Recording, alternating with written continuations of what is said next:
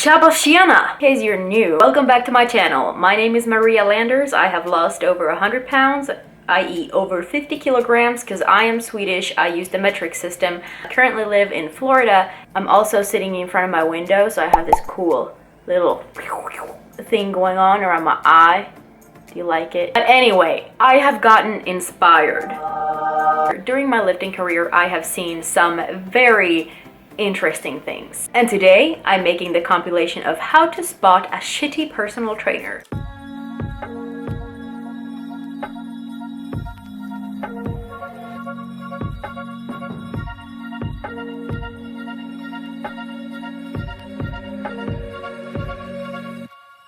All jokes aside, I really just want to make people aware of this issue. I feel like there's so many people out there that legit do not know that they have a really shitty personal trainer. And it's very, very unlikely that anyone will ever go up to this person saying, "Yo, your personal trainer really sucks." I'm having a very hard time expressing myself because I really don't have a filter. I'm just trying to not offend everybody. And since this video is walking on the edge of a line that is very fine, I feel like I need to include this disclaimer. Please do not take anything I say or do on this channel too seriously. Take it with a grain of salt. If you're easily offended or a keyboard warrior, I don't think this channel suits you. Please don't leave. Stay. Subscribe.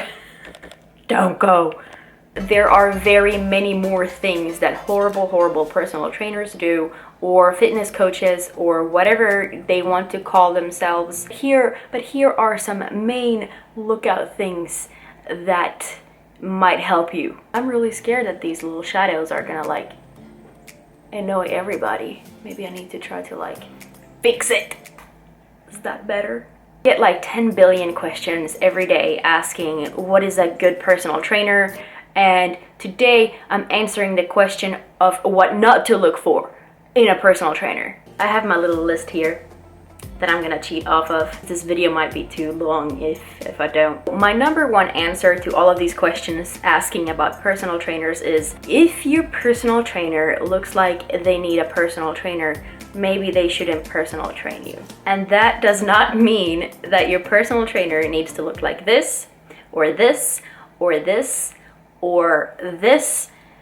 It's not about that. That you can tell a lot about a trainer or a nutritionist. How do I put this? If they do what they preach and how they work out. If they work out like this,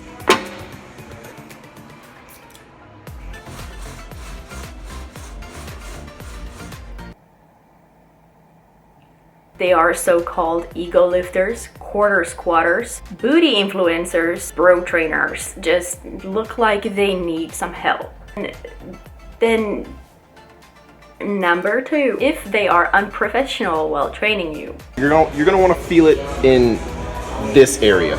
Yep, but down, up, there you go, down, down, and up, there you go, good form. I'd say majority of couch potatoes that have not worked out in a good while or ever, like me, will have difficulty finding contact with the muscles because you haven't worked out your muscles in a long time. Placing a few fingers on the muscle that you're supposed to be feeling can actually be a really, really good thing, but there's a limit.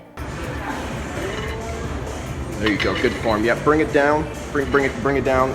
You're really gonna want to bring it down to about here, right about there. Yep, there you go. Right here in this area. Right there you go. Yep, there you go. Good form.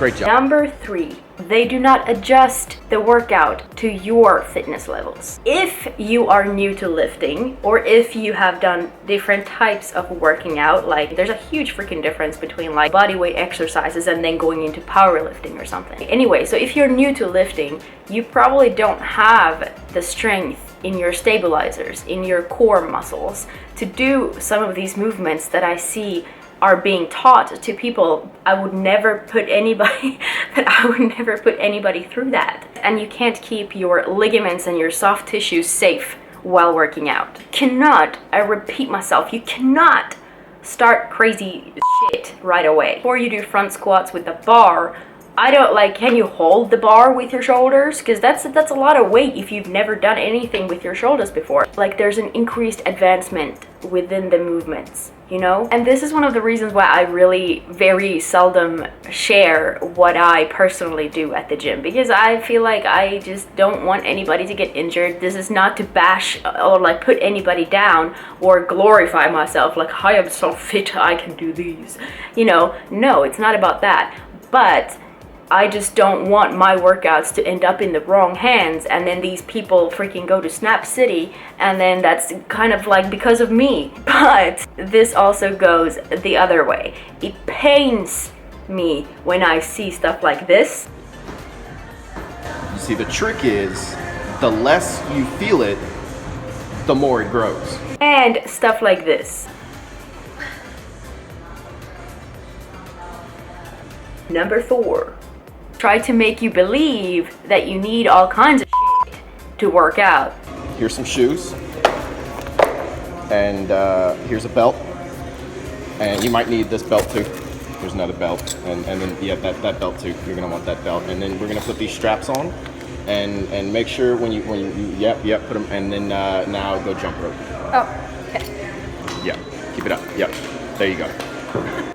They might be a Karen or they might be a bro. But no, like you can't fix bad form with equipment, and you can't fix stuff with supplements. You just don't get magical gains. You don't.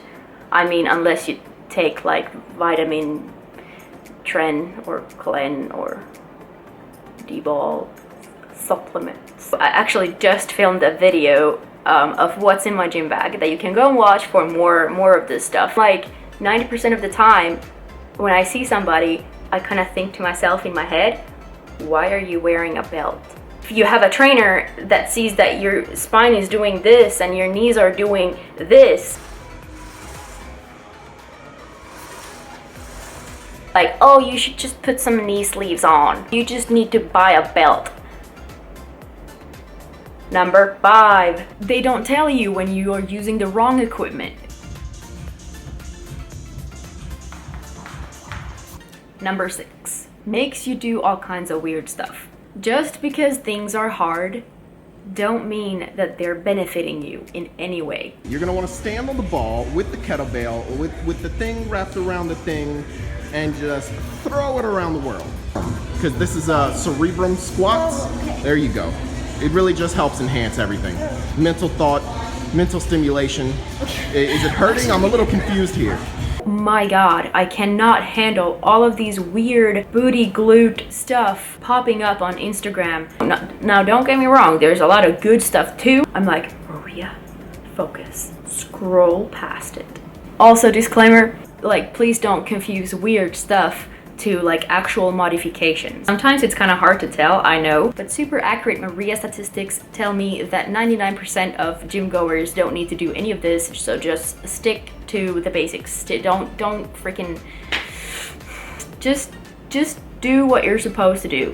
Number 7, does not fix your form. I think I kind of already touched on this in another point, but just the form, like, why would you?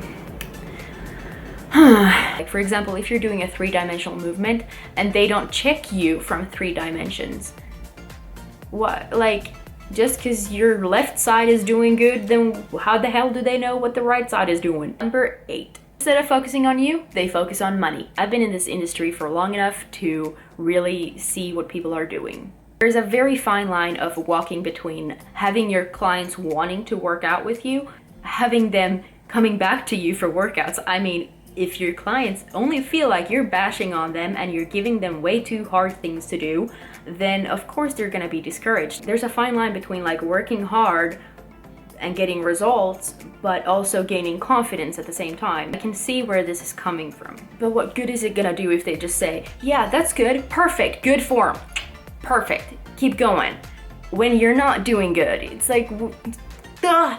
Number 9. Trainers that are too arrogant, too insecure, or too proud.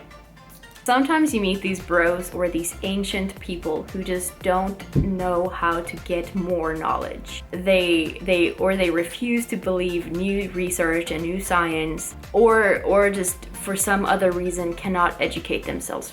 Some clients need a lot more education than others, and the trainer is just like not putting you first, saying, I'm sorry, I'm not capable of providing you with, like, I'm not a specialist in this area, so I really don't feel comfortable taking you on as a client. They take you on as a client and they make you do arm circles or something crazy. I hope this video wasn't too bashy. It's kind of hard to not get like overly hype about stuff like this, because this is something that I'm very passionate about. Obviously I have my channels dedicated to this subject, which is fitness, so I feel very passionate about, you know, these things. So, but I also want to shed light on the weird stuff that just happens in the fitness industry, and for some reason it's like acceptable and nobody's like saying anything about it, and it just drives me nuts, and it's my eye just kind of twitched. Just as a side note, and like one of the reasons why I'm making this video is because I've gotten so many freaking questionable DMs and emails and stuff about people who want to recruit me as a fitness trainer or something, and then I go and look at their profile and their videos, and I'm just like, oh no, I don't want to associate with any of this. And then I start to feel bad for their clients. I'm like, are you actually paying money for somebody to destroy your body? Like, I mean, no thanks, decline. Anyway, I was thinking about making a video on how to spot a good personal trainer as a contrast to this video. So like this video and comment down below if that is something you would like to see, so that I know you actually like this type of videos and you're just not like, oh my god, just Maria ranting, you know. Okay, I think that was it. So thanks for watching. Okay, bye. Oh, I've seen trouble more than any man should bear.